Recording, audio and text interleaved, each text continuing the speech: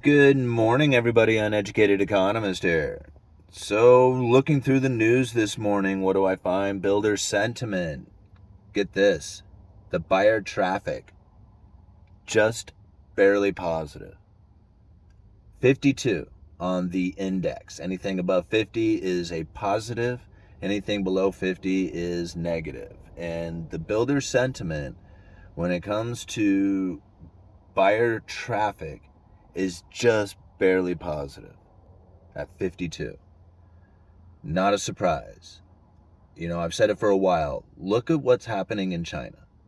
Look what's happening in China, and it'll be an indicator of what's to come in the United States. The only thing that I think differently is that the United States is not going to go into a second lockdown like China did. I feel that the United States is probably going to open up as much as they can to economic activity in as much capacity as they can accept while the interest rates are beginning to rise. We're going to start seeing home prices come down. Already in many areas, I'm hearing people saying that the price reductions in their areas are dramatic, that the inventory levels are beginning to rise. We are still sitting in a very tight inventory level. This is what concerns me the most about what could happen to prices going into the future. Because as we sit into a very tight inventory level and the builder sentiment begins to fall like it is as far as buyers traffic, that should, at least in theory, bring up the inventory levels as less buyers are actually making purchases and sellers begin to put more homes on the market with less buyers buying. That's kind of the idea behind it all. But if the builders are not building, if the builders back away saying, man, we are nervous about trying to get these homes completed and get them onto the market and still be profitable. And that is really where, if you go and you look at home completions right now, it is not keeping up at the same pace as home starts. And the supply chain breakdown is the main reason for this. If we start seeing things start flowing through the system easier, building materials start to come down. If the interest rates for mortgage-backed securities, or at least mortgages, if the mortgage-backed securities find a buyer, I guess I should put it down to that, because that's really what it comes down to. If the Federal Reserve is backing away from the mortgage-backed security purchases, if there's a buyer for mortgage-backed securities out there for the level that they're at as far as prices compared to the yield that they pay, if you can find a level that is suitable for buyers to make purchases, to be able to make those payments, how many homes does it take to get onto the market in order to start bringing the prices down? That would be, that's the ultimate question when it comes down to it. So I think about lumber prices coming down in the futures. We saw it come down from 1,000 per thousand on Friday in the May contract, only to go to what, 770? I don't know what it is today. In fact, I don't think it's quite opened up yet this morning. So, but we're at somewhere in the 700s right now on the futures for the July contract. Now you think July. This is the middle of the building season. This is where, like, you would think there would be the biggest demand for lumber, and yet we're seeing the lowest prices all year in the middle of summer. Very much like we saw last year. Is this the bullwhip effect?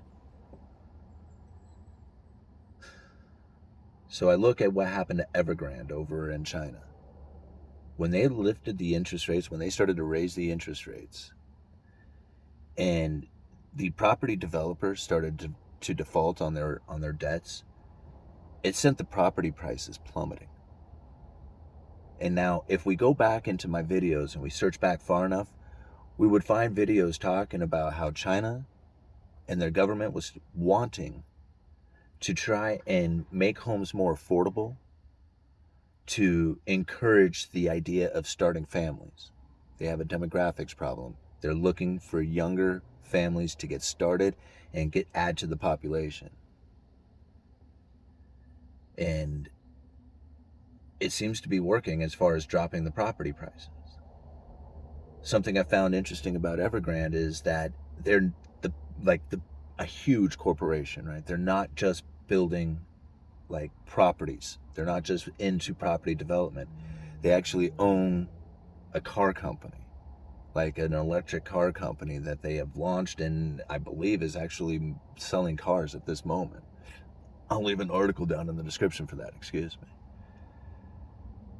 So it makes me think, it was just like they really target where it is that they wanted those interest rates to do the most damage. And when they say it ahead of time, when they say we want to try and bring the property prices down, and then boom, Evergrande, the largest property developer in China, is hit so hard that they have to start selling off their assets, which is the properties that they are either working on building or own, sell those things off into the market to pay their bondholders, and the property prices begin to fall.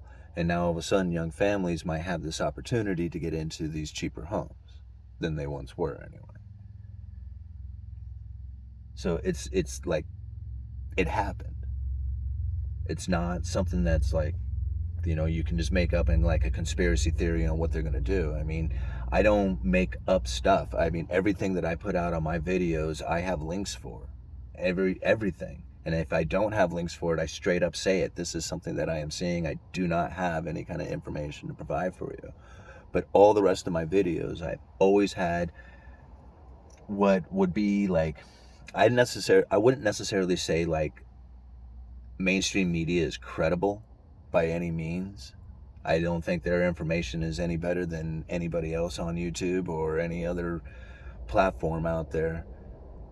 But I put out links to Wall Street Journal articles, Bloomberg articles, places where most investors would find that the information coming from those are credible, legitimate publications, online publications. So I don't make my stuff up. I mean, this is stuff that I find and say, hey, look at this.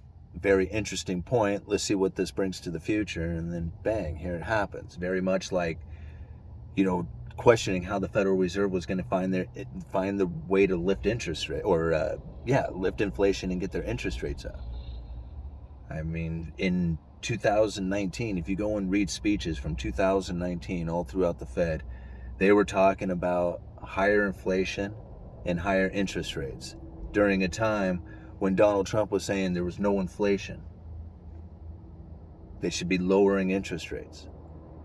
I mean, is it no wonder why I always see things like almost opposite of everybody else? Is because the opposite seems to be taking place, at least in their speeches, in their actions on what happens out there with the Federal Reserve comparatively to the economy.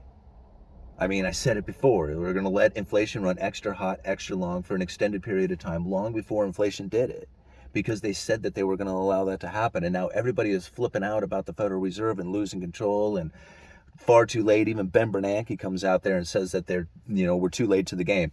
And if you're believing anything that Ben Bernanke says, I mean, this is the same guy who says that there wasn't a housing crisis like, moments before, as the housing crisis was melting down, he was saying there was no housing crisis. He didn't see it. He didn't see it happening. It was contained to the subprime mortgages. No, it completely melted down. They had to go in and buy toxic assets. I mean, Ben Bernanke is not, I mean, if you're looking for somebody who's going to spit out credible threats, that's the dude right there. I mean, he was the one who, came up with the idea that the Federal Reserve could even use credible threats when they hit the lower bound.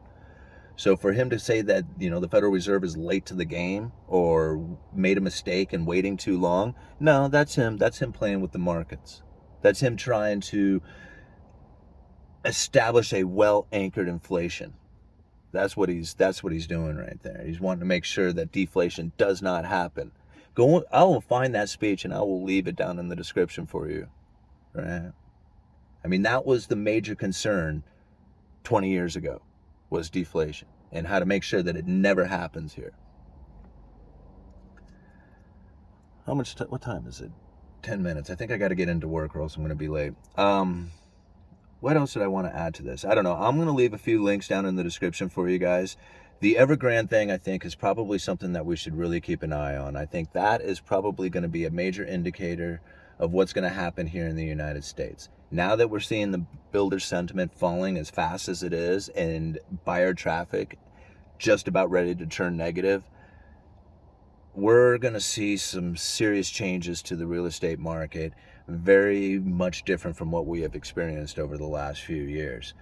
So, I don't know. I mean, time is going to tell on what interest rates do to the mortgage-backed securities. I think even as the Federal Reserve goes to unwind their balance sheet, I think we might find investors searching for yield, finding it in those mortgage-backed securities, since mortgages seem to be one place that people do make their payments for the most part. Not saying that everybody will. It's not the same situation as we had back in the great financial crisis during Ben Bernanke's day. This is a very much different time and era when it comes to what the Federal Reserve is attempting to do. They said it a while ago. They need a functioning mortgage market in order for them to have a functioning monetary policy. And it doesn't necessarily mean that they have to have real estate moving up in a continual fashion. They just need the mortgage market to be functioning, is what they said. So I'm not exactly sure if that means just making sure that there is no glitch in the systems, that there is no freezing of the mortgage market, that it continues to operate, and that there's mortgages available to people who are willing to take out those mortgages at the interest rates that they are. All right, I got to go into work. I'm going to be like, uneducated economist. You guys let me know.